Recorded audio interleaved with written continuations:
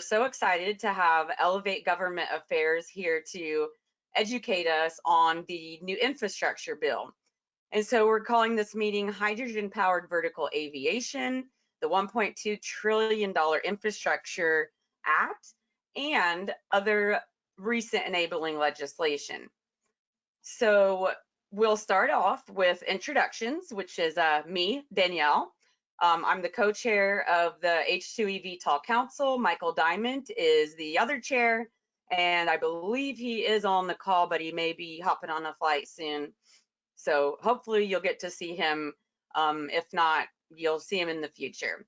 Then we'll go into the Infrastructure Investment and Jobs Act, HR 3684, which will be done by Elevate Government Affairs. Then we'll talk about Aviation Climate Action, which will be Elevate Government Affairs. Then we'll move on to Advanced Air Mobility Coordination and Leadership Act, HR 1339, which will be Elevate Government Affairs. And I am quite excited about this. I can't believe we're actually having this conversation. Somebody pinch me. So then we'll go into Q&A. And then finally, I'll kind of give you some announcements that are some events related to hydrogen and aviation that are coming up, and then we'll adjourn. And so if you could go to the next page, Jim. And so Kelly Lugar, am I pronouncing that right? Lugar, yep. Lugar, okay. So nice to meet you. I've heard so much about you, but I've actually never heard your last name because Mike always refers to you as Kelly. So Kelly has, oh, I'm so sorry. Let me, Jim, seems to be a page missing. Was there one more page in there? Go back one.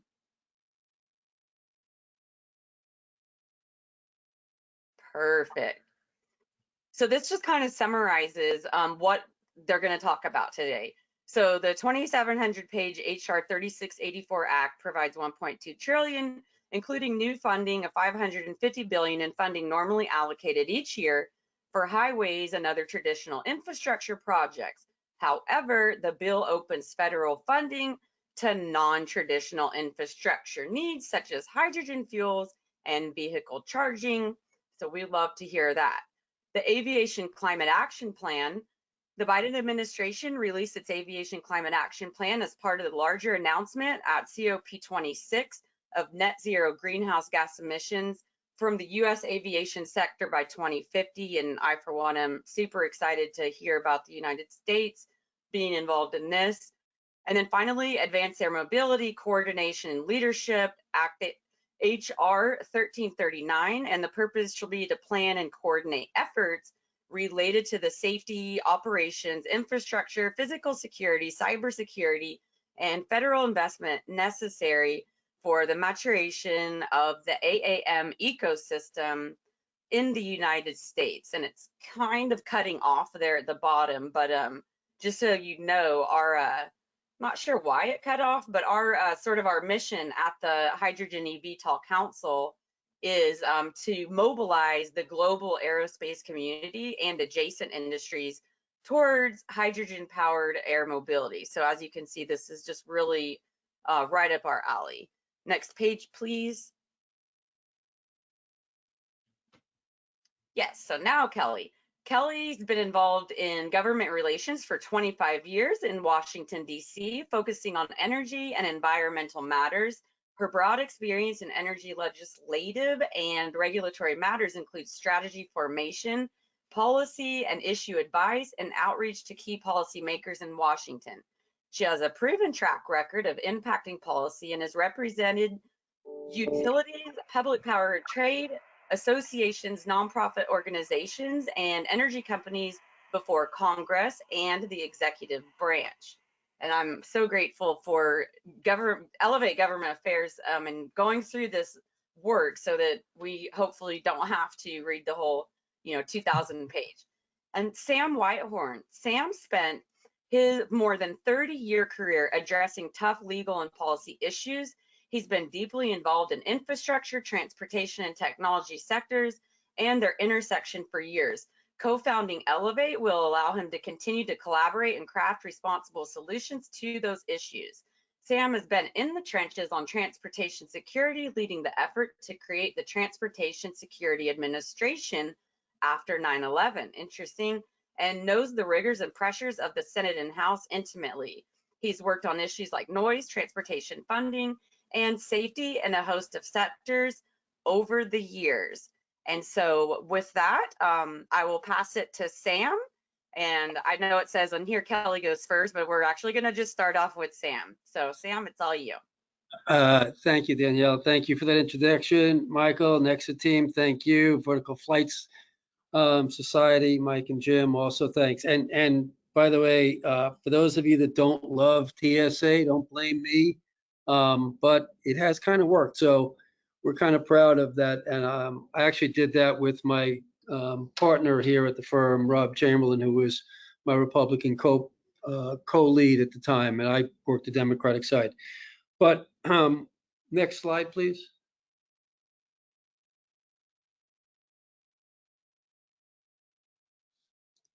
Danielle, I think you're controlling the slide. Yeah, okay, there you go.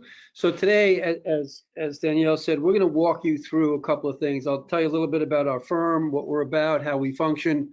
And then Kelly will talk about the various infrastructure bills and what DOE is doing. And then I'll come back and do the aviation piece.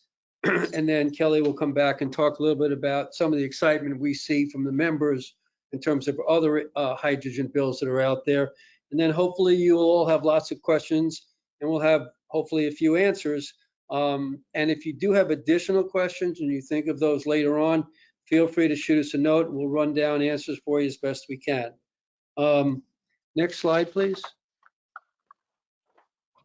So a little bit about Elevate Government Affairs. Myself, Rob Chamberlain, Jeff Markey started the firm 2 years ago. We broke off from our old firm. The three of us have been working together since 2007 in government affairs, but we've known each other since the 1990s, working on a bipartisan, bicameral basis to get things done for back then our members and now for our clients. I think one of the things that you can say about us, and there are 10 or 11 of us in the firm, is that we work really hard in various sectors.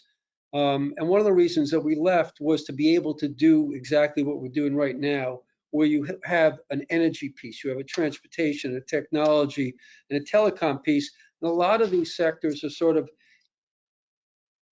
converging as we look at what do you do with electric EVs, what do you do with AVs, what do you do with new technologies that are coming into the system from both a legislative process and a regulatory process.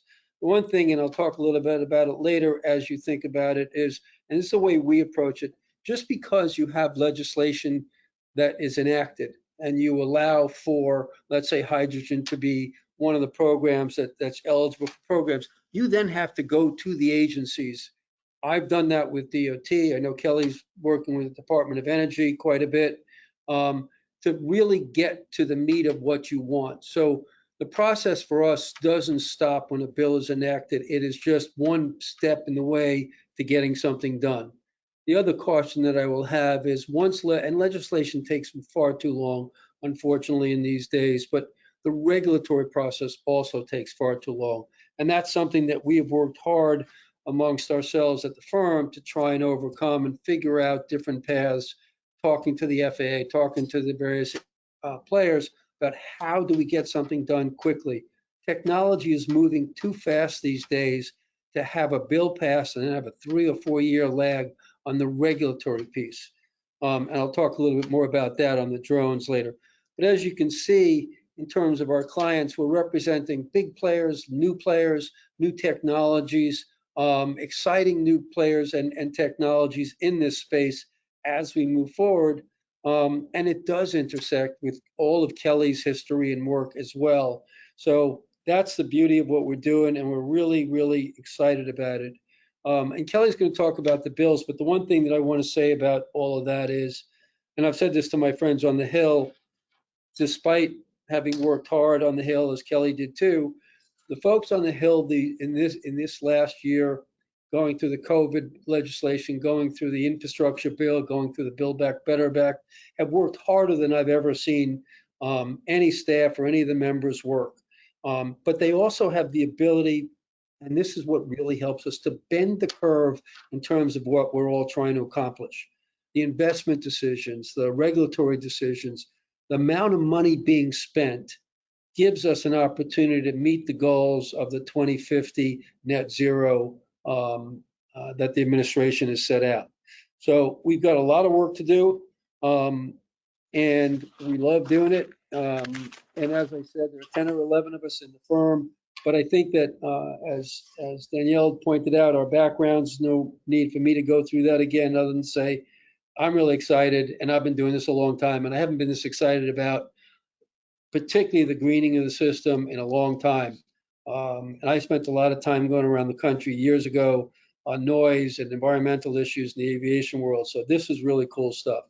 And with that, I will turn it over to Kelly to talk substance and not the fluff that I just did. So Kelly, you're. Thanks, Sam, and thank you everybody for joining, and thanks for the nice introduction. As Sam and Daniela mentioned, so my background is primarily energy. I have a long history working at the Department of Energy and working on the on Capitol Hill for members of the Energy and Commerce Committee. So to say I am excited about what is transpiring through these infrastructure proposals would be an understatement, because I think this really is the culmination of a long time of kind of behind the scenes R&D and a lot of work that's been going on with folks like you that are in the industry that are creating these wonderful technologies that are really going to get us to our net zero 2050 goals that have been laid out by the president. So my presentation, I'm going to kind of start with an overview of the Infrastructure Investment and Jobs Act, talk about a little bit what that means for hydrogen. Also, kind of the second component of that is the Build Back Better Act, the yet to be passed Build Back Better Act, which is kind of an extension of the infrastructure agenda. And then we'll talk about DOE implementation, which to me, I think is probably the most important thing. So anyway, to get started, so the president's Build Back Better agenda, kind of the overarching agenda, was comprised of the two bills. The IIJA is what we call the Investment and Infrastructure and Jobs Act. So the IIJA and the Build Back Better Act.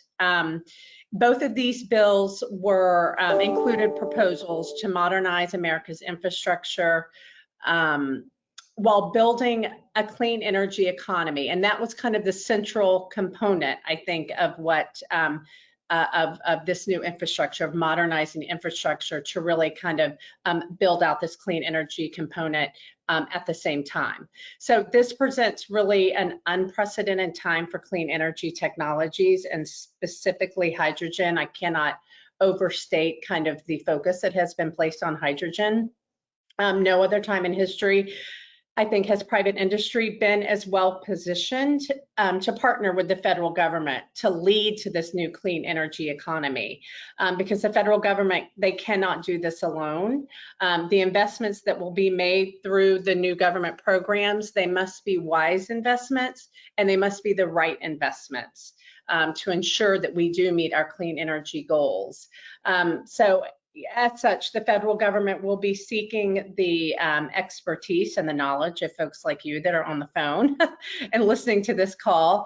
You know, you're leaders in your industry, and you're the creators of the breakthrough technologies of your own that will be needed in order to develop and implement the new programs that are outlined in the IIJA and the Build Back Better Act. So at the core, the IIJA is really, I like to kind of look at it as a demonstration project facilitator. So the bill itself and the proposals that were included allows companies like yours to step forward with technologies that have been proven either at the labs or, you know, pilot scale, and partner with federal agencies to bring them to commercialization. You know, there's been years of R&D and recent private investments that have brought a number of hydrogen-powered technologies closer to commercialization. There are, you know, hundreds of them out there, and then governments around the world have been, you know, looking to finance the expansive hydrogen network that's going to be necessary to integrate all of this. And I would say kind of in the last year, hydrogen has really seen a resurgence of interest in the policy community, and that is obviously illustrated in the proposals that we're going to discuss today in the IIJA and the Build Back Better Act. So I just kind of wanted to set the stage there because this really is an unprecedented time, and you all being the leaders and the experts in this technology are a key component to this whole plan working. So next slide, please, and I'll go into a little bit more detail about the, no, let's go back. I'm sorry, go back to the other slide. Yeah, I'm sorry about that. So to dig a little bit deeper into the IIJA, just kind of big picture. So the IIJA was recently passed. It has been debated for about the past, I'd say, 9 months. Over the summer of 2021, there were a lot of kind of back and forth between the House and the Senate. But what they came up with was a bipartisan, and I think that's the key to this. It was a bipartisan infrastructure bill, and it ended up being able to pass the House overwhelmingly, and then it passed the Senate overwhelmingly after a lot of back and forth, which quite frankly is where Congress should be with all policymaking exercises. But it produced a great bill and really some transformational, investments in the clean energy space. So specifically, so the bill itself is 1.2 trillion. 62 billion of that is directed to DOE specific to clean energy. And then of that 62 billion, there's 21 billion in demonstration and clean energy demonstration projects. So a third of the 62 billion that has been allocated for DOE, a third of that is for demonstration projects. And I want to highlight that because that shows you how focused the government is and how focused the administration is on getting those demonstration projects, getting everything to commercialization. And 8 billion of that is specific to hydrogen. So you have a third of the money going to clean energy demonstration projects, and then about a third of that going specific to hydrogen. So I probably don't need to say anything else to illustrate how focused they are on the hydrogen and the hydrogen demonstration projects. Another component of this is manufacturing and supply chain. And you hear a lot about the, kind of the battery supply chain, a lot of the clean energy manufacturing. They want to bring these jobs back to the United States. And so they are focusing about 10 billion on investing in clean energy manufacturing and supply chain. And of that, 1.5 billion is specific to hydrogen. And then separately, I throw this other bullet in because I think it's important to make all of this work. But there's about 11 billion for grid modernization, and of course, we can't reach our clean energy goals if we don't have a secure and reliable grid. And part of that is, building out battery storage, which again, there's a hydrogen component to that, making the grid more resilient to, wildfires and weather like you saw in the state of Texas at the beginning of the year. And then separately, there's 3 billion in smart grid funding. Again, making sure that the grid can work both ways, making sure you can feed, electricity from electric vehicles into the grid and help balance the grid. And then it's a two-way, kind of two-way communication, using electric vehicles more towards, kind of a way to balance electricity supply. And the vision behind the IIJA, I think I illustrated this earlier, but really the vision behind this is to take these clean energy technologies that have already been proven at pilot scale in the labs and show it can be done on a demonstration level and then bring it to market. So in order to do that, DOE, in addition to the funding that I just outlined, they have expanded their DOE Loan Program Office.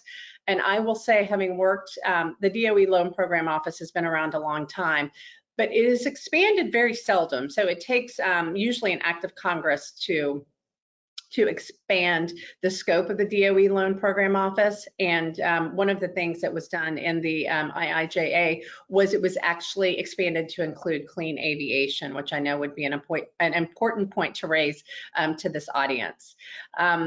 I would also say that the IIJA is not, it should not be seen as kind of near-term economic stimulus, much like the Recovery Act of 2008 was.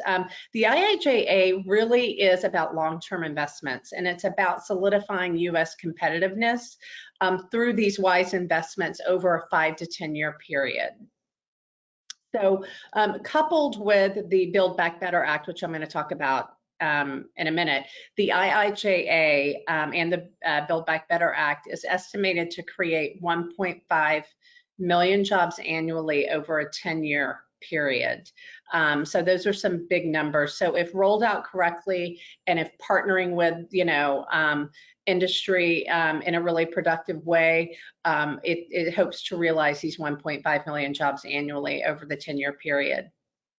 Also, I think a very important component of this that is kind of overlays the entire infrastructure agenda is kind of the environmental justice component. And so 40% of benefits from the IIJA clean energy funding will be focused specifically on spurring economic development in disadvantaged communities. So when we think about these projects and we think about, there'll be hundreds of them and they'll be geographically diverse and resource diverse, the one theme that I think will run through is that they will be looking to, at the same time, spur economic development in underserved and disadvantaged communities. And that's something that was born out of the White House initiative called Justice 40, which you'll hear a lot about as these plans are implemented.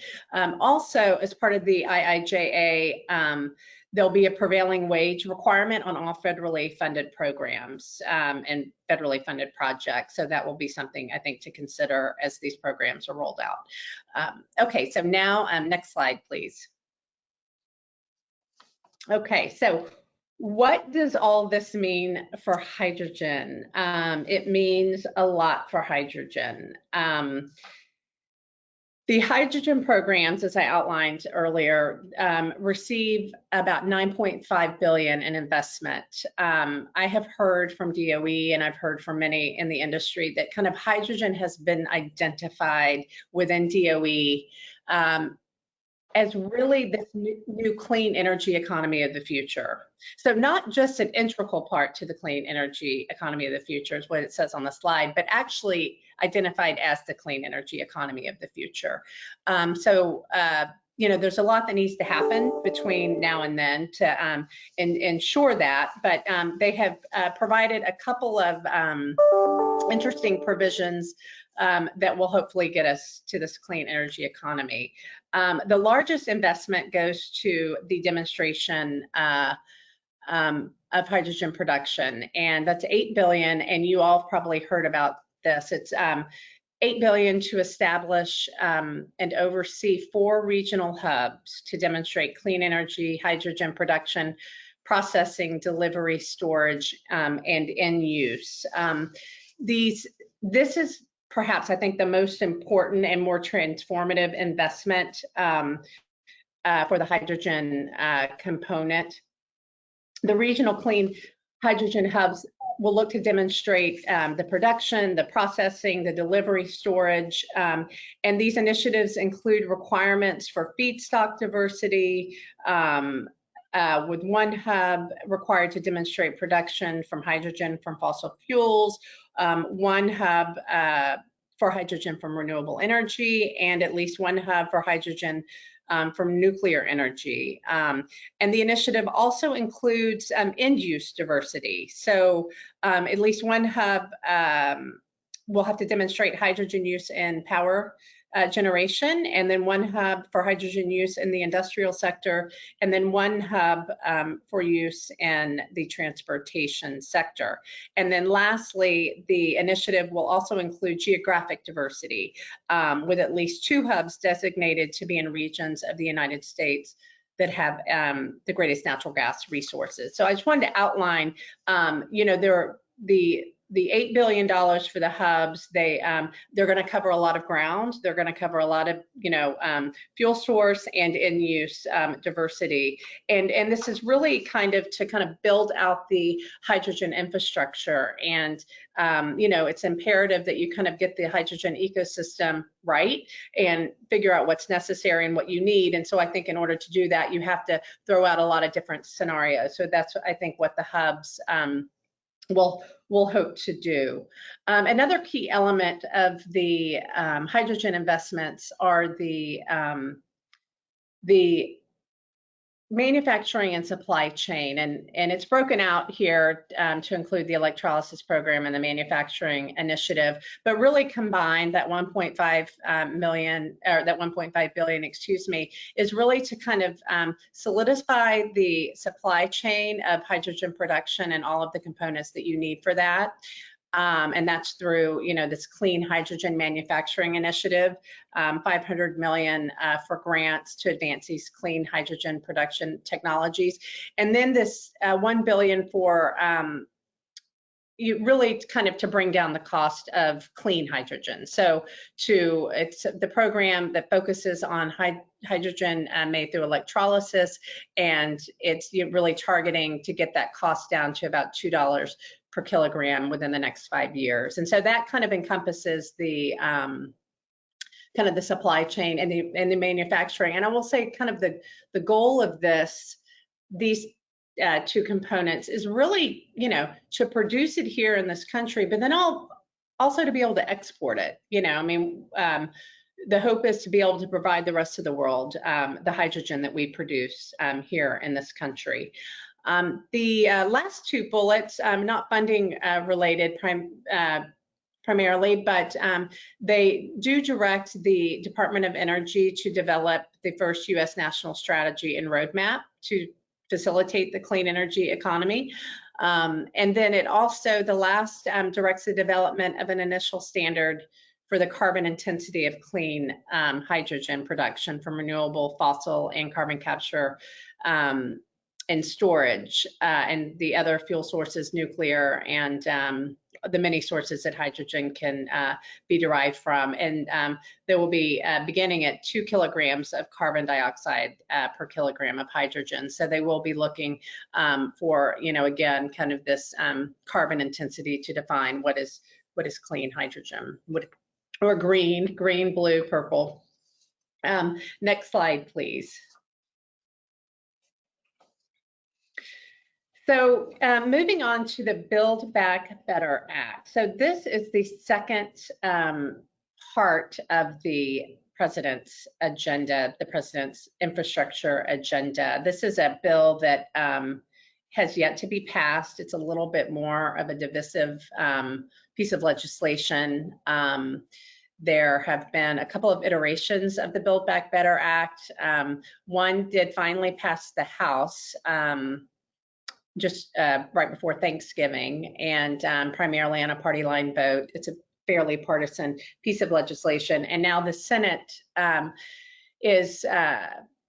negotiations are ongoing in the Senate, and they are, you know, they have to have, because this is done through a reconciliation process, which I won't go, it would take me a whole day to explain the reconciliation process, but basically there are a lot of parameters around how this bill can be written based on the budgetary restrictions that were laid out in the reconciliation instructions.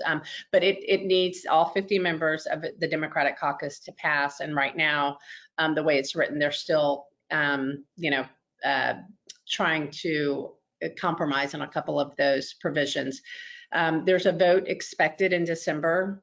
That could slip. I almost don't even want to put that out there. We really don't know. They're working. The goal is to have this I think passed, or at least voted on by December, but they also want to pass it. So I don't think that they'll bring it up unless they know they have all 50 members of their caucus, or at least 50 votes if they could get a Republican.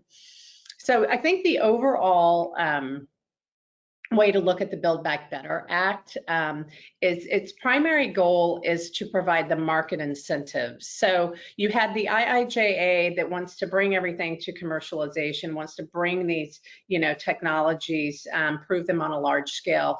The Build Back Better Act's role really is to provide the market incentives for these proven clean energy technologies to be replicated across the country so that they can really make the impact that they need to reach our carbon goals.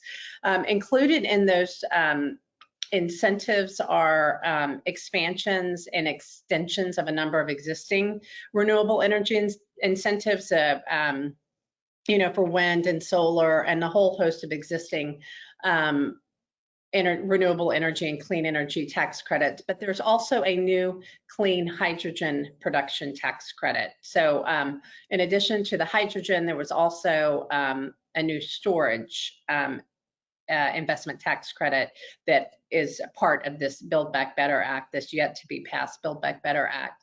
But the specific to the hydrogen PTC, it creates a 10-year varying tax credit for the production of clean hydrogen, and it's up to $3 per kilogram. Or you can get a 30% investment tax credit. And the credit provided is based on carbon intensity. And there is a table that has been created, and it's basically you can get as little as 45 cents per kilogram up to the $3. And again, it's based on a scale of the carbon intensity per kilogram of the hydrogen. So it's a moving scale. And then separately, it also creates, the bill also creates a new investment tax credit for energy storage, which also includes hydrogen storage for the next 5 years. So a bunch of exciting incentives to kind of help bring these new technologies to market and replicated at large scale. So in addition to the tax incentives, there are also a number of grants and other assistance provisions that were included in the Build Back Better Act. There's $3.5 billion provided for grants to convert manufacturing facilities to produce electric and hydrogen fuel cell vehicles. And again, a big priority for the administration and certainly for Secretary Granholm with the Department of Energy is bringing these manufacturing jobs and keeping these manufacturing jobs here in the United States as we build out this new clean energy economy. Separately, there's a lot in there, a lot in this bill for zero emissions vehicle infrastructure, both electrification, hydrogen refueling stations, you name it. But it's got a $200 million for assistance to states to roll out hydrogen fueling equipment for surface vehicles, and it also extends the alternative fuel refueling property credit, increasing that base 30% rate up to $100,000, and then adds an additional 20% uncapped credit for hydrogen refueling stations. So there's a lot in this bill. Should it be passed, there will be a lot to kind of build out the infrastructure and build out these really important fueling stations for hydrogen. And last on this screen is the fuel cell motor vehicle credit. Again, there's a lot in the bill for electric vehicles to get those, into consumers. A lot of the credits for manufacturing. There's a lot of the credits for, the consumer, and the fuel cell motor vehicle credit is also included in that, and it's extended through 2031 with a cap of $8,000, and then it creates a new 30% credit for medium and heavy duty vehicles through 2031. So a lot to look forward to should the Build Back Better Act pass, and I have confidence that it will, but I will kind of qualify that as saying if the Build Back Better Act does not pass, I think that the incentives that you see in this bill could find another home, could find another legislative vehicle down the road to be passed into law, whether it's, some kind of separate tax package or what have you. So again, different components of this could be pulled out if the Build Back Better Act doesn't pass, but I remain hopeful that it will be passed in its entirety. So next slide, please. Okay, so DOE implementation. So I think this is perhaps the most important page, or excuse me, important part of my presentation. This is DOE implementation. What role will DOE play in implementing and deploying these programs? So this is the largest investment ever in DOE history, and it's going to be transformational for DOE. And it creates over 60 new DOE programs. I mean, that's an enormous amount of new programs, and it expands 12 of the existing DOE programs. I mean, you could have a whole new agency created just to implement everything that's included in this in the IIJA. There'll be different timelines for different programs. Some of the existing programs and the state formula programs could see disbursements within the next 6 months.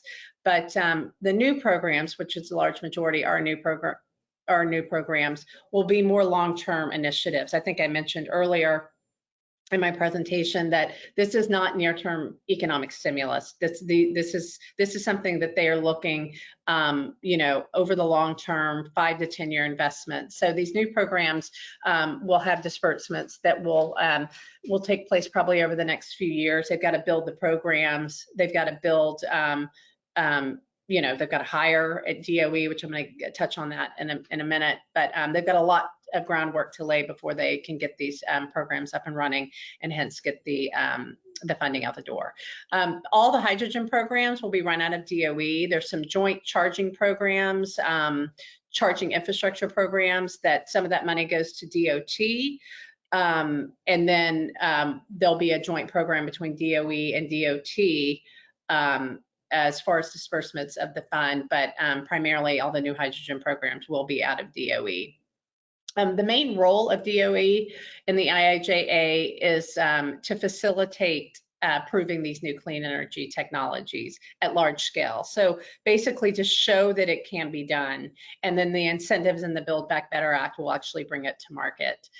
In order to do that, DOE we'll work with industrial partners, we'll work with energy partners to kind of split the technology risk and the market risk by sharing the cost of building out these demonstration projects. And then once proven, let the market take over to replicate it to scale to meet the climate goals.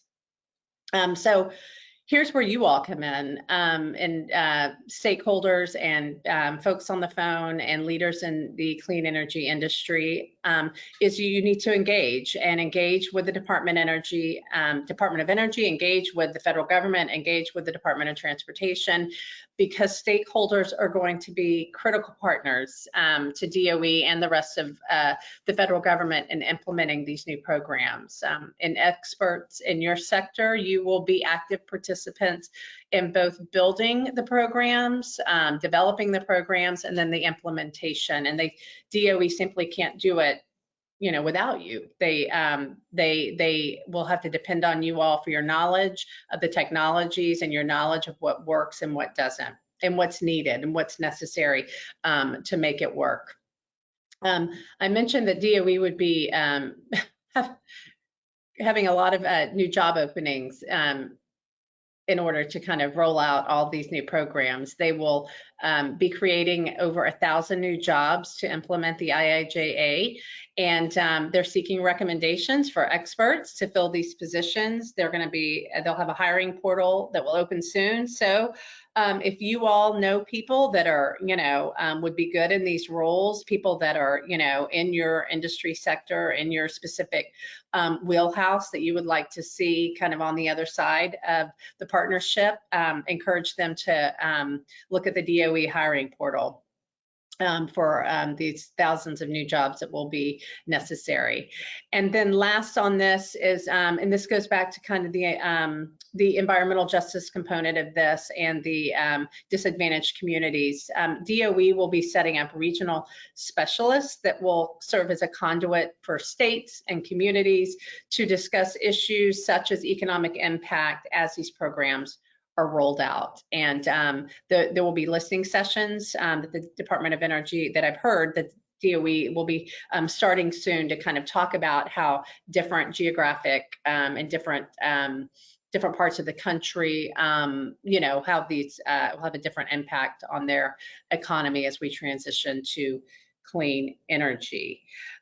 So I have talked a lot and I've thrown out a lot of information to digest, but I'm going to turn it over to Sam to discuss the Aviation Climate Action Plan, which is another part of the Biden administration. But I want to thank you and for listening to all that, and really, really encourage you all to engage with the federal agencies in ensuring these programs are a success, because the federal government, you know, needs you and can't do it without your expertise. So I'm going to turn it over to Sam. Can you hear me? Thank you, Kelly. Before I begin talking about the Aviation Climate Action Plan, I want you to think about what Kelly just said in terms of how DOE is looking at hydrogen as a major player moving forward. And when we talk about the DOT FAA plan, they have a different viewpoint of it. So that's something to keep in mind. The other thing that Kelly mentioned was really working with the agencies. I spent 5 years in the DOT General Counsel's office working on the regulatory aspects once Congress passed a bill. And one of the things that I have since come to learn is the institutions internally within the agencies know what they know and they talk internally. So when Kelly says you need to bring information to them, it is really critical as they develop solutions and regulatory processes for you all to engage with the agencies and really with the public-private partnership that's going on. So that's just one thing to really bear in mind.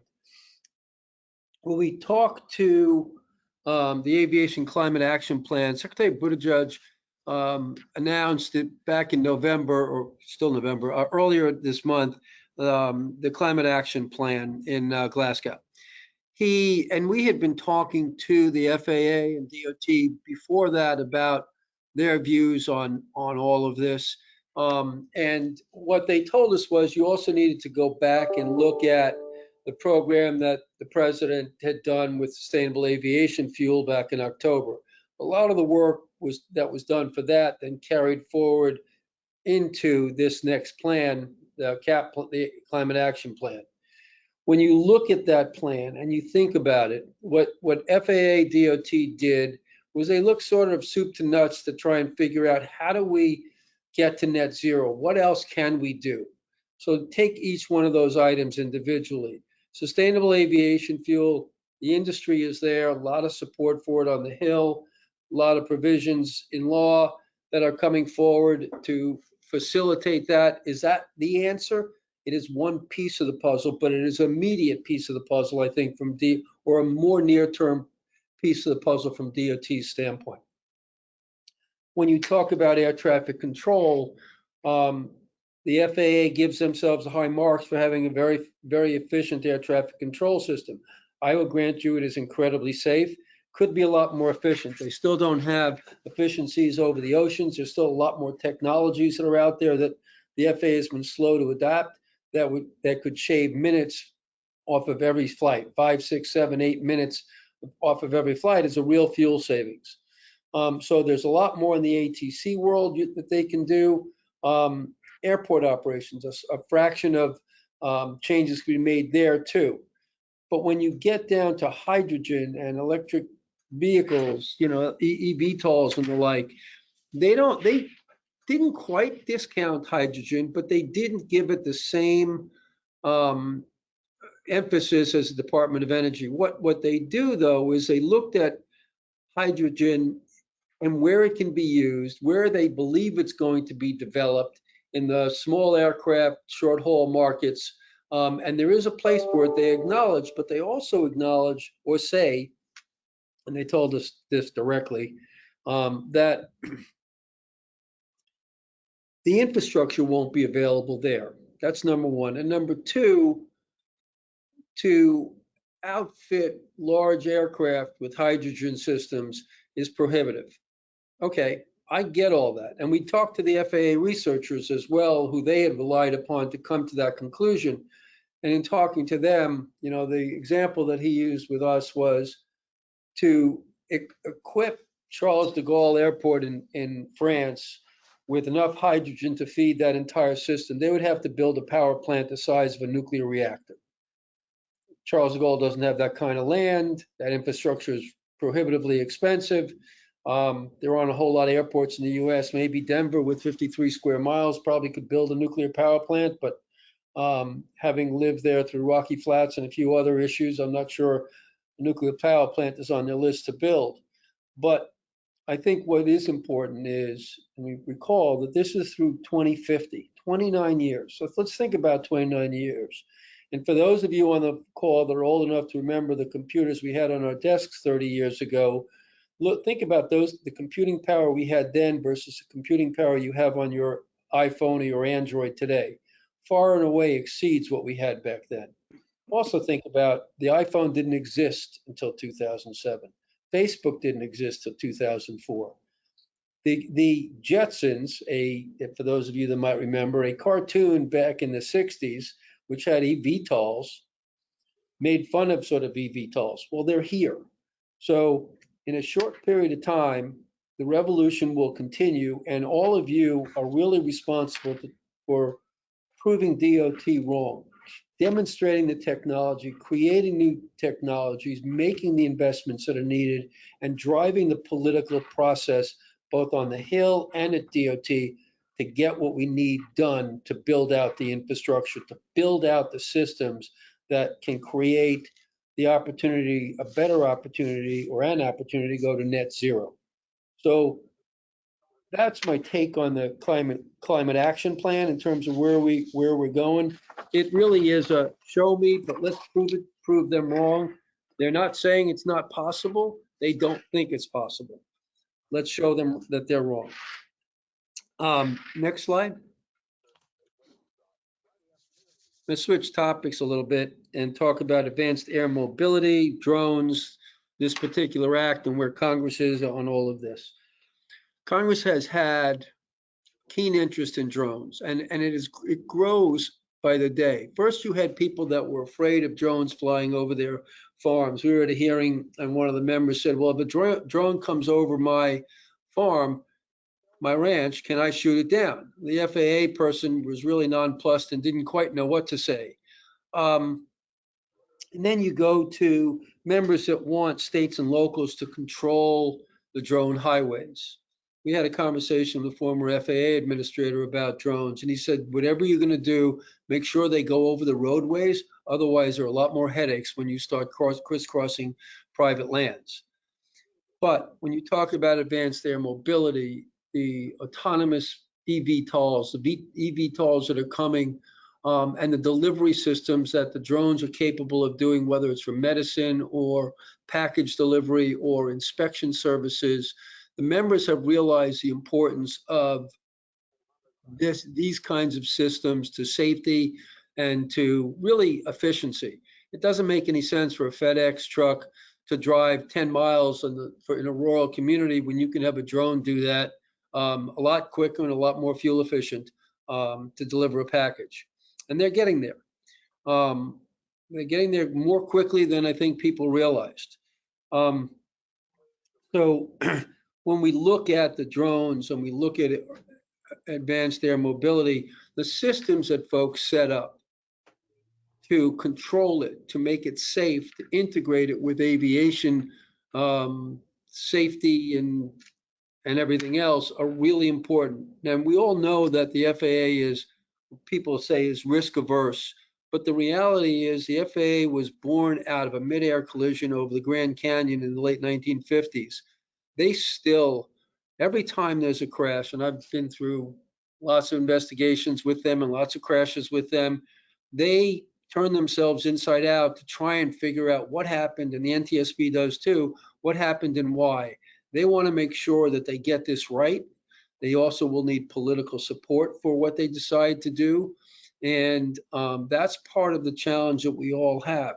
What's interesting about this bill in particular, first of all, it passed the House, but it basically says to all of the agencies and to industry, let's lock ourselves in a room and figure this out. Let's figure this out as quickly and safely and as efficiently as we can. There's a corresponding bill in the Senate. There's a lot of interest in this on both sides. It puts some of the fights and debates over what to do next aside and says, let's talk. For that, I give the members who introduced the bill a lot of credit. And it is truly a bipartisan bill on both sides of the aisle, which is also great to see. So a lot of that work is ongoing. But again, as I said earlier, we've had lots of commissions, but what is important is what comes out of them and how quickly the regulatory process can respond to giving everybody the rules of the road so we can all proceed effectively and efficiently and safely. With that, I will turn back to Kelly. She's got some other bills where the members are keenly interested on hydrogen, and I'll let her speak. Great, thanks, Sam. So in addition to, I think the proposals that we laid out in the IIJA and the Build Back Better Act, and then the bills that Sam just talked about, there are other bills out there that have been introduced that are in the process of being crafted right now around hydrogen. And if you Googled, if you went on the kind of gov.com website, which shows you every bill that's been introduced, and you Googled the word hydrogen, my guess is you'd come up with dozens and dozens of bills. Everybody wants to engage in this new economy. Everybody kind of wants to be seen as a leader in this. And so they're all trying to kind of stake their claim in different parts of the ecosystem. But there are a couple of pieces of hydrogen legislation that I thought would be prudent to kind of highlight in today's conversation because they tend to have gotten more traction than others. And again, they're outside the scope of what's been passed in the IIJA and what's been proposed in the BBBA. And so these are things to kind of build on that. And Elevate, the team here at Elevate has kind of really had a front row seat in all these pieces of legislation because we've been meeting with these offices, meeting with the Science Committee, meeting with Senator Coons and Senator Cornyn's office, and then meeting with Senator Heinrich's office on the crafting of these bills and trying to make sure that the provisions in their work for some of these like hydrogen aviation and what have you, and the infrastructure that will be built around that. So I'm going to first start with the House Science Committee draft. This bill has not been introduced yet, but it's really close to being introduced. I think there have been about 2 or 3 back and forth where the Science Committee staff has sought out comments, and we have Elevate, the team here at Elevate has contributed to the drafting of this and to providing comments. And again, it focuses on additional R&D funding for hydrogen, again, with an emphasis on these hard to abate sectors such as heavy industry and long haul shipping. I will say that the shipping industry and the maritime industry is getting a lot of attention. Heavy duty, the ports, getting a lot of attention in a lot of these pieces of legislation that will be introduced again to help build out this hydrogen economy. Another part of the House Science Committee draft, it's a competitive grant program that again would be run out of DOE. And then last here is it provides a requirement for study by the National Academy of Sciences, Engineering and Medicine to identify research pathways for net zero hydrogen production processes, and then a federal strategy around that hydrogen. So we can look to hope to have the House Science Committee bill introduced fairly soon. The House Science Committee has jurisdiction over R&D at the Department of Energy. A lot of people hear about the House Energy and Commerce Committee or the Senate Energy Committee when we talk about big energy bills, but I'll have to put a plug in for the House Science Committee, that they are in charge of all of the R&D authorization at DOE. So this is good that they are moving this bill for hydrogen. And then second on this list of bills is a bill introduced by Senator Coons and Senator Cornyn on hydrogen infrastructure. Excuse me, it has not been introduced yet. I just saw that next bullet. So soon to be introduced. And it's comprised of 3 bills.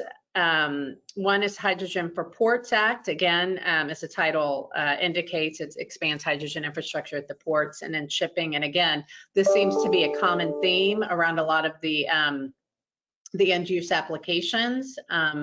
And we work real hard, in addition to having the ports and the shipping, we work real hard to make sure aviation is included in that, which it has been. So people are talking about building hydrogen infrastructure now for not only ports and shipping, but also for aviation, which is great. The second part of the Coons-Cornyn bill is a Hydrogen for Industry Act, which establishes grants in support of commercial demonstrations for end use of hydrogen applications. And then the last part of this, the Hydrogen Infrastructure Finance and Innovation Act, again, provides grants and loans for hydrogen fueling infrastructure, a very critical part of the hydrogen economy.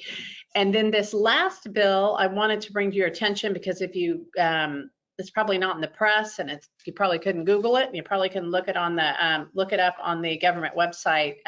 But Senator Heinrich from New Mexico is working on a bill specific to hydrogen aviation. And he is looking to have this bill introduced, I think he said by mid-December. And it basically provides a tax credit for hydrogen-powered aircraft and equipment equal to 30% of the cost of the equipment. So, you know, again, it looks like a lot of similar to a lot of the other tax credits that you see existing on the books now, but this is specific to hydrogen powered aircraft, which is very, very exciting because people are starting, as what Sam said, when you talk to the FAA or you look at the climate action, the aviation action plan, you can kind of see the friction between the role of certain technologies like SAF versus more the long-term goals on this hydrogen aviation application. And, you know, there's a role for everything, and there's I think a time for everything, but we have to plan for that. We have to plan for this hydrogen, for hydrogen aviation. We have to plan for a lot of the end use applications and not really put all of our eggs into one basket, whether, you know, the near term kind of technologies like SAF and what have you. So I was very excited to see Senator Heinrich really kind of forward leaning on hydrogen aviation, and he'll be introducing that bill in mid-December. So I will stop there. That provides a big universe of the opportunities, but Sam, you have something to say. I just wanted to add, one of the interesting things about Senator Heinrich is he's an engineer, worked out in the labs in New Mexico. So his participation, you know, he's not your average or normal senator with his background in engineering and his technical ability. So it's great to see that he's engaging. Yeah. So I'm questions. Finished with my presentation. I think maybe we turn it over to Q&A now.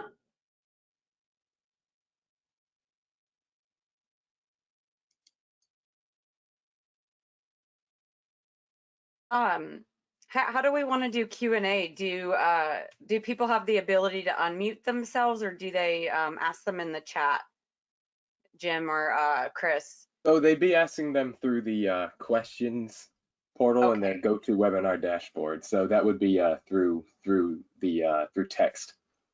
Okay, great. I see one question from Bruce.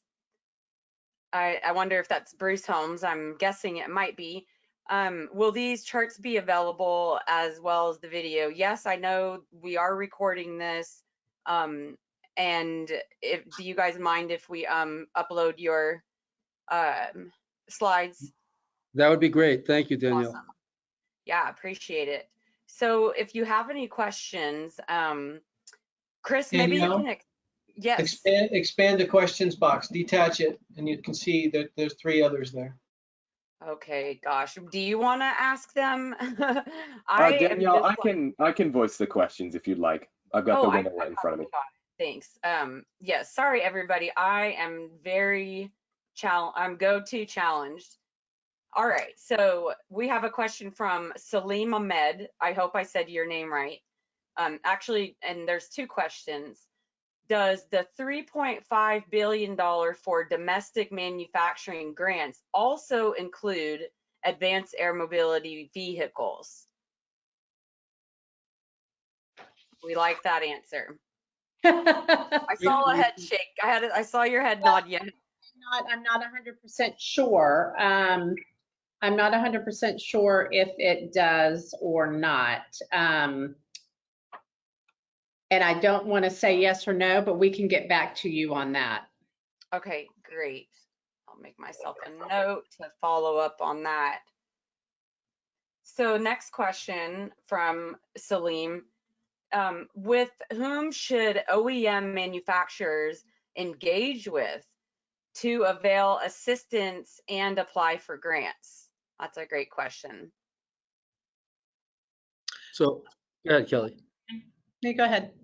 I was going to say, one of the things that happens when a bill is passed is there's a whole matrix of which offices will do what programs. And as Kelly said, there are 60 new programs, at least at DOE. So I suspect there will be more information. And Kelly's been on the phone with DOE, so maybe I should let you, maybe you've heard something I haven't heard, Kelly. Yeah, no, I think that's right. I think that there's a lot, as much as I think I kind of told you an information that I gave you, you know, there's a lot that DOE has not figured out yet. And so as they start putting these programs together and start identifying leaders of the program, you know, we'll have more, I think, specific information. But I will say that even in between now and then, you know, reaching out to DOE, reaching out to the existing program offices, whether DOT or DOE, these are longstanding, you know, they've got career professionals in there. They've got the political people from the Biden administration. They want to meet with you now and, you know, build this relationship, open the line of communication, dialogue, and then, you know, the relationship kind of builds out and you become, you know, a key stakeholder in the process. So I would say to reach out now to specific program offices. EERE, the Energy Efficiency and Renewable Energy Office, is kind of the umbrella program office within DOE. Has a great assistant secretary, Kelly Speaks Bachman, and she's a great team of people. And so I always direct people that way that are looking to be connected to the right people within DOE.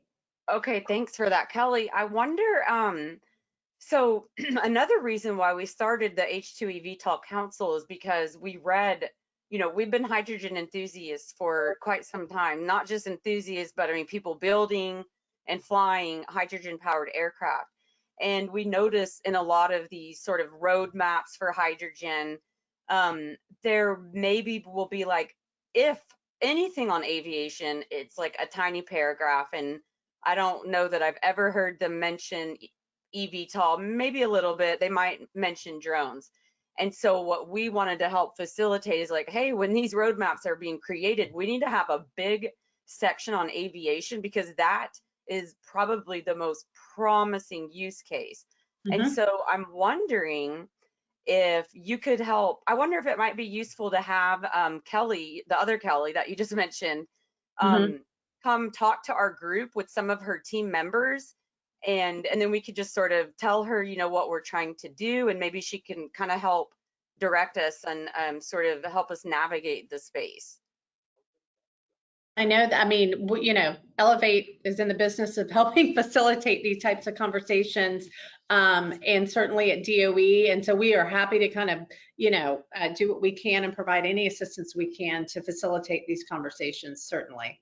That'd be And great. Even just an email introduction would be a great place to start. Okay, so Danielle, one other comment on eVTOLs. I mean, we spent a lot of time with the FAA on the issue, how they were going to view it, how they were going to view autonomous, semi-autonomous, how they were going to try and fit them into the process. They haven't really talked about hydrogen in that context, but just more of the eVTOLs and where they're at. yeah, and so our council includes all of those experts. One of our council members, Charlie Myers, just recently, well, it's probably been close to a year now, not quite a year, but he did a presentation for the FAA on hydrogen safety and handling and how it would work in aviation. And Great. so, all of these sort of missing pieces exist within our council. And so we could really help sort of expedite, seeing hydrogen in aviation. And yeah, we just don't know who to talk to or how to make it happen. And we've definitely made a lot of progress in the last year, especially having you folks here. But yeah, so we've got those things. I could sit on here and talk with you all day, but I want to get to the questions. Okay, so yes, Salim, I think we will try to facilitate a webinar where we can talk with those people. All right, Mark Haberbush is asking, will the DOE SBIR program for small business grow in funding as well? I'm sorry, repeat the question again. I'm sorry. Will the DOE SBIR and SITR programs grow? Will they have increased funding? I am not certain kind of what their projected funding is, but my guess is, small business is a key component to, everything we've been through with the pandemic. Building up small businesses is key to this, and it was key to the recovery bills passed earlier in the summer. So my guess is yes. Anything that I can point out specific to energy in the Build Back Better Act or IIJA, I couldn't point directly, but I can tell you that it is a big priority of the Biden administration to keep and build up small businesses. Thanks so much. Greg Bowles, thanks Kelly, Sam, and Danielle with respect to infrastructure. Thank you, Greg. Greg is asking, the hydrocarbon infrastructure didn't grow into what it is now overnight. Obviously, hydrogen will start slowly with smaller products. How do we avoid the political issues, Airbus versus Boeing, as hydrogen aviation begins at small scale? I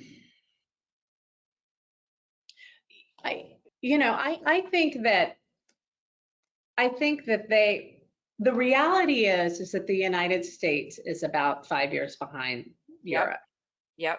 And that's the reality. Mm-hmm. And I think in order to overcome that we can't pick winners or losers. We have to do everything that we can to explore all different types of production, all different types of application, and all different types of storage and transportation.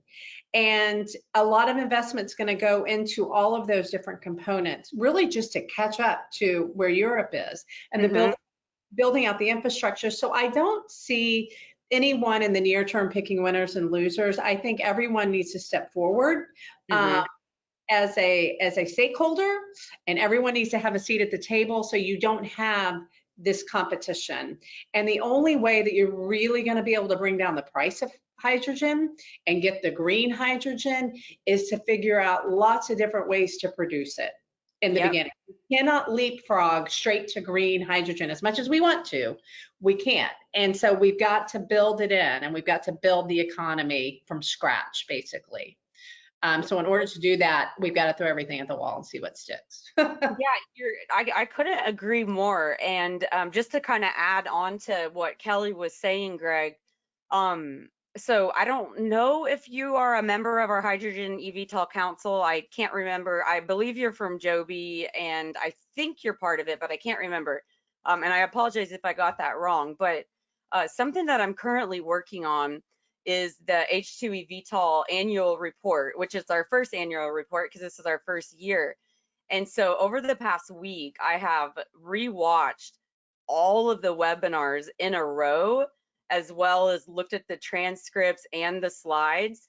And you won't believe how much everything sort of started clicking when I, versus seeing one a month over a year, seeing them all in one day. And so that really informed how I'm structuring this annual report. And just a little teaser, I'm seeing two very competitive and completely different models that it's really hard to pick a winner because we don't know. One of them is, of course, sort of like the plug power and universal hydrogen route, where they're looking at, building off of the forklift hydrogen distribution network. And that's a really interesting opportunity. The other one is what Element One is talking about, and that's using methanol as a hydrogen storage on board the aircraft, which when I first heard that, it felt really counterintuitive. But the more I researched it, now it isn't the it can be totally renewable if the methanol has to be made from renewable sources. And blue ethanol is good enough because you're not, you're still gonna have net zero emissions. And what's interesting is the blue and those two so with what Plug Power is doing with the their distribution network with the forklifts, is something that we can do now, and the methanol is something that we can do now. And the only way to pick a winner is we have to learn more.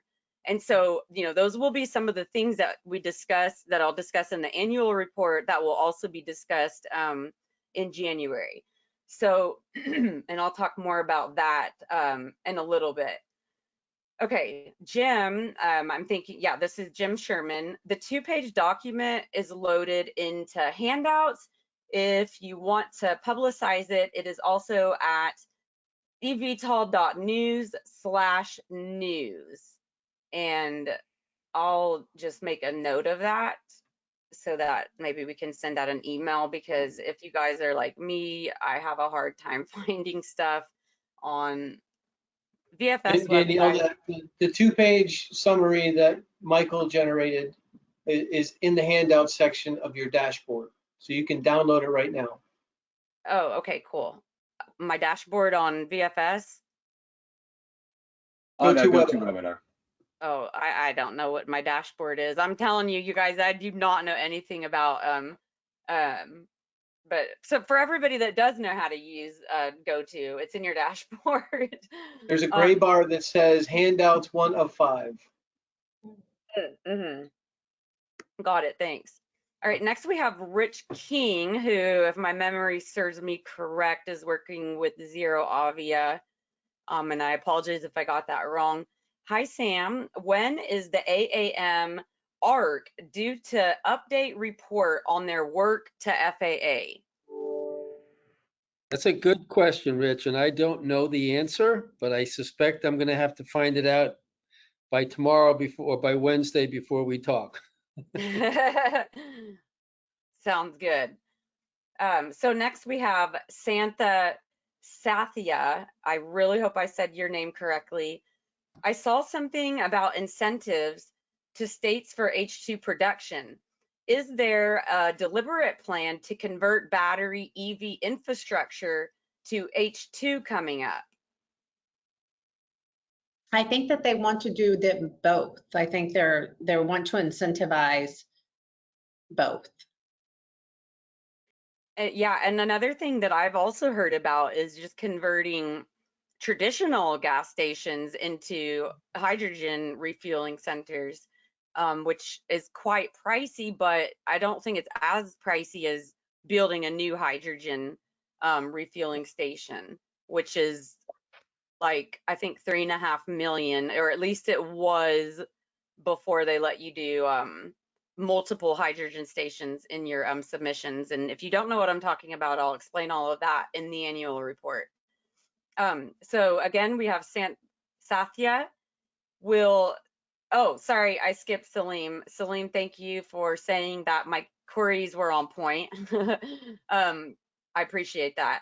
We should engage with Miss Kelly of EERE as a group, and her insights would be great. Yes, I agree. So I'll work with Kelly Luger on this call to facilitate a webinar with some of the people that might have some of this information, and then hopefully maybe they can do a brief presentation and we could just like bombard them with questions. Okay, so Satya is asking, will US companies working with Europe have any advantage with acquiring US grants? Will companies working with European companies have a problem or an advantage? I think they're asking an advantage, like maybe since Europe is so much more ahead, will they view that? I think that's what they're meaning. Yeah, I don't think they'll have an advantage per se, but I think it all depends on where the technology is in the life cycle. I mean, if these technologies are ready for large demonstration, then yes, it doesn't, and if they're going to bring jobs, manufacturing jobs to the United States, and they're going to help, achieve our clean energy goals, then yes, yes, and yes. I think that they will be advantaged just as much as a US company would, with the same qualifications. But by virtue of the fact that Europe is so far ahead, you can deduct that we would probably find a lot of these companies in Europe. Right. It might not, it might not win you a contract or a grant, but it would certainly be nice to have their expertise in your back pocket. I certainly wouldn't mind having that. So yeah. Okay, I don't see more questions, but I don't know if I'm seeing everything. But does anybody else have any other questions before I ask some more questions? I'll keep an eye on it. Meanwhile, I'm going to draw your attention, and don't worry, Jim or Chris, about pulling up that link. Well, actually, yeah, let's go ahead and pull up that link. On the agenda, it says after this that we're going to adjourn, but we certainly can do more Q&A after I kind of I want to tell you all about what we've got planned for January.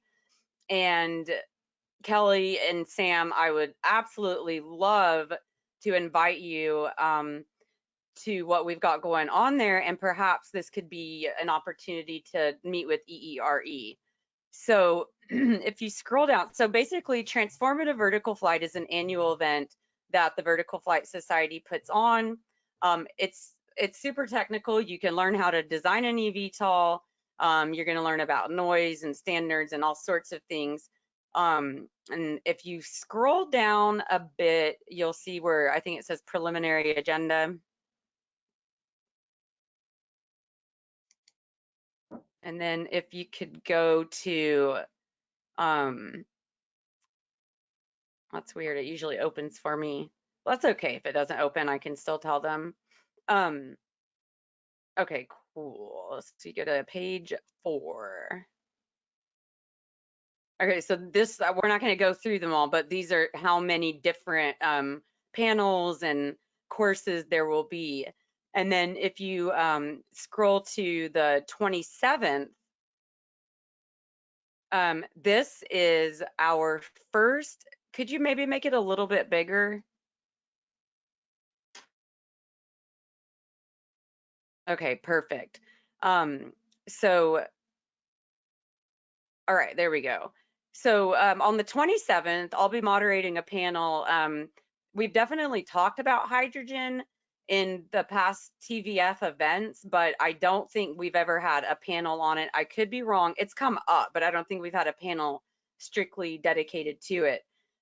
We're super excited about, and what's really interesting about this panel is the two methods that I was describing earlier that were completely different. One using the the forklift distribution network, the other using methanol. Both of those companies will be on the panel. So that is going to be really interesting. We meet monthly, and there has been some extremely interesting debates and conversations that have happened around that. Also, prior to this event, it's not on the agenda, but if you're a member of the Hydrogen eVTOL Council, we're going to have I'll be presenting, the annual report will have already been published, but then I'll do kind of a high level overview of everything that we learned in 2021 and then a planning session for 2022. And I think it is absolutely critical that we have these new groups involved. And so maybe having Kelly there or a couple people from DOE to sort of, listen, because that's going to be the perfect meeting for them to go to, because they're going to get the condensed version of everything that we're doing, versus having to, come to meetings monthly.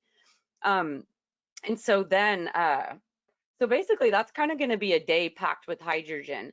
And then the following day, Friday, is an eVTOL display at the Hiller Museum that Vertical Flight Society has rented out for, I don't remember how many hours, but that's going to be really fun because we'll get to see full scale versions of these aircraft, which I always love because it's super fun to get inside them. I don't know if they'll allow us to. Sometimes they do, sometimes they don't, but you can get some really cool pictures and talk to the company, and it just really brings it into reality when you get to see them in person. So, that's certainly something that you don't want to miss. And of course, there are 2 days before that I didn't even talk about. The whole week is just amazing. It's free to attend the council meeting, which again is not on the agenda because it's only for council members. You can still join the council. Just email me and put in the subject, join H2 eVTOL Council, and I'll get you on the distribution list. But yeah, so it won't be on there. So that's free if you just want to go to that. If you want to go to the entire event, which I highly recommend, then you can go to the hydrogen panel, and then I think it's like $40 to go to the museum. Don't quote me on that, but I think I think you do have to buy a ticket, but it'll be worth it because it'll be just our group. So yeah, so if you just wanted to come to the council meeting, there's no charge for that. But if you wanted to go to the whole thing, it's like around 700 for the whole week, 600 or 700 depending on, I think, if you have a membership or not. And Mike, if you're still around, you're more than welcome to jump on and provide a little bit more details. But I just wanted to, let everybody here know that of all the meetings that we have, this will be our 13th meeting. It's also our first in-person council meeting, and having DOE representatives there, especially with all of this going on, is literally the perfect way to start our 2022 planning. So hopefully, and I can send more details out on that if you like. So I'm rambling now. Mike, did you want to add anything about TVF? And I don't know if he's still on, he may not be.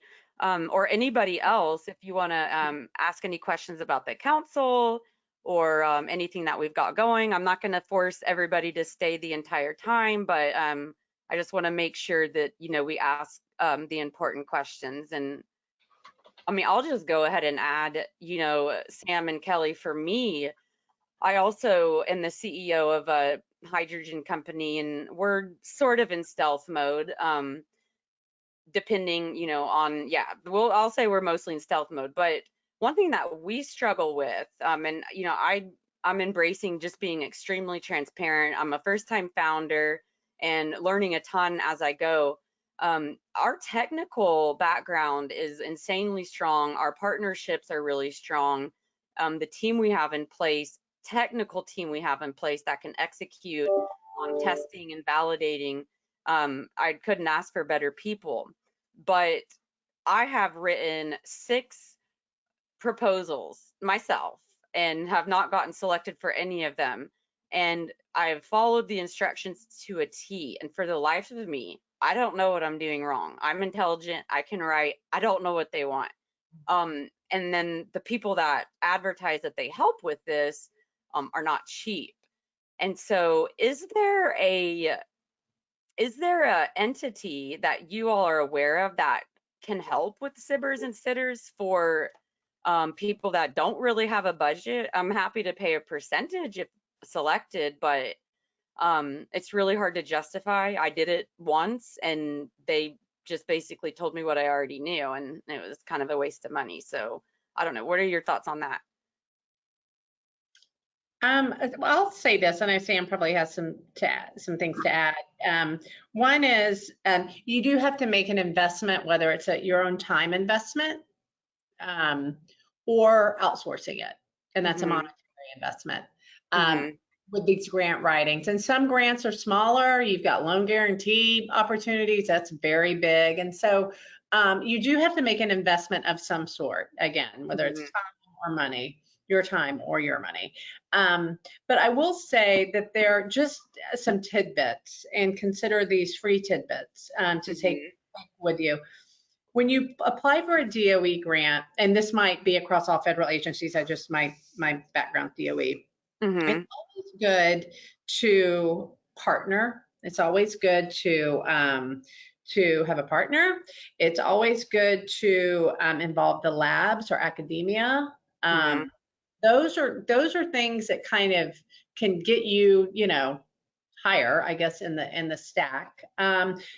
Job creation, and obviously cleaning, environmental stewardship. So being able to quantify the emissions reductions. And so those are some really high level things, but it's really important if you can partner with another industry that might be more proven, or a company that might be more well known. Involve the labs. The labs are a key component to all of this. And then academia is seen very favorably within DOE. Yeah. I would also add, sometimes having political support can help too. I know we did. This goes back, our old firm used to do loan applications, for like Allison Transmission. They were trying to come up with cleaner transmissions at the time, but we had a law firm that we were working with. We had a whole slew of people, and actually the folks that we were working with all internally had connections to the labs as well. So, but that was $700, $800, $900 million programs, not smaller programs. I think you're probably talking to. Sure. Oh, you both said a couple of things that really resonated. So Kelly, we do have a university partner that has won thousands of awards. However, I think our issue, even though we're in the aerospace industry, is that we've been applying to Air Force. And as I've now learned, they might say, and no offense to anybody from the Air Force if they're on, they might promote clean energy, but they don't give a about it really. There are other things that they care a lot more about. And so we haven't submitted to any DOE, but I think sort of our company's core values are much more in line with DOE than the Air Force. So that's one thing, is that maybe we haven't had the right partners. And then Sam, to what you said, yes, political, and that's something, and that's actually, why I do webinars and things like this, is to, network and kind of build those connections. And to anybody that's listening, I'm always looking to expand my mentors. And if there's anybody that would take me under their wing and teach me this process, I would do work for you for free. just to learn this process, because I want to have it under my belt until I can, you know, afford to outsource it, because it takes months to really put that stuff together. And it's really disappointing when you put so much into it and you're not selected. So yeah, if any of you are feeling in the giving spirit, please reach out to me. And I'm a fast learner and I'm coachable. Mhm. So, okay, cool. I actually think we got another question. Thanks for letting me ramble. This is what I do at our council meetings when people don't ask questions, and then we usually get more questions. Okay, Danielle, would you invite Secretary Pete to speak at the eVTOL symposium? He would get it. You know, get me a connection. Absolutely. Absolutely. I don't have a connection to him, but if you do, I would, if you could maybe set up a Zoom chat with the charter members, which you could just email me, but that would be fantastic. We would absolutely love to have him. I'll bet Sam has a connection to Secretary Pete. Yeah, and I was gonna say, we tried to get him to do some things earlier in the year, and then we found out why he wasn't traveling, because he adopted 2 kids. Oh, wow. We tried to get him to a groundbreaking for a new airport facility out in San Diego. Unfortunately, he couldn't make it, but the head of airports for the FAA is going. It just depends on the event. It depends on his schedule. You know, there's a lot that goes into figuring out what that man is going to do. So, but yeah, we've got a lot of relationships at DOT. The deputy's a longtime friend. A couple other folks too. So maybe maybe we could write like a one-pager summarizing our group and the event, and maybe you could pass that along. Yeah, we can talk about that. That'd be fine. Okay. Yeah, if you approved. Obviously, I understand, you know, introductions do not come you know, like you're not gonna risk your reputations, but once it meets your standard, then pass it along. I didn't mean to be presumptuous and just say you're good. Whatever I write, you're gonna pass it along. It's totally fine. But we know we'll work through that with you. Okay, thanks so much. And the person that asked that was George McNamee. I really hope I didn't butcher your last name. Great question though. Okay, so anybody else? And you know, this council meeting in January, again, it's not on the agenda. There are, you know, some high profile individuals that will attend. So we'll kind of be, you know, in a secluded area that the rest of the people attending the event won't be aware of. So if high profile people attend, well, they will, you know, we'll make sure to keep it, you know, what's the word I'm looking for? Low key, if Okay. that helps. Yeah. Okay. Well, you know, we don't need to make like announcements that certain people are going to be there or anything like that. All right. Well, it looks like we've got about 20 more minutes. And I know Sam and Kelly, your time is very valuable. So let me check the agenda and just make sure I haven't, yeah, we've covered everything. Perfect. So yeah, if I don't see any more questions, we can adjourn early. And I just really, really appreciate you both for coming on here and kind of helping demystify. I can't wait to watch the recording in slow motion and take notes and write down everything, because it usually takes me 3 times hearing something before it clicks. So yeah. Okay, emails. Yeah, so Chris or Jim, could you provide the group with our emails? You'll email Kelly and Sam about the presentations today. If you want to learn about the council or the January event, you can email me. If you want to know about the other stuff that we just kind of skimmed through at the event in January, you would want to email Jim Sherman. But if it's specifically about hydrogen, you can email me. All right, great. I saw that Jim. Then, Kelly and Sam, can we share your email addresses or no? yeah, that'd be great. Thank you. Okay.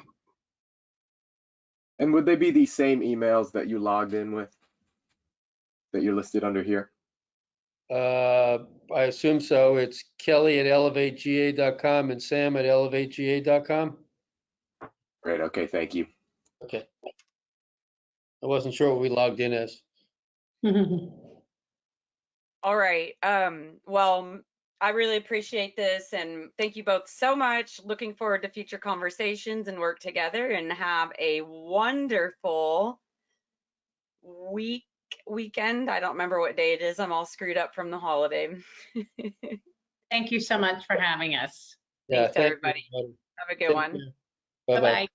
Bye.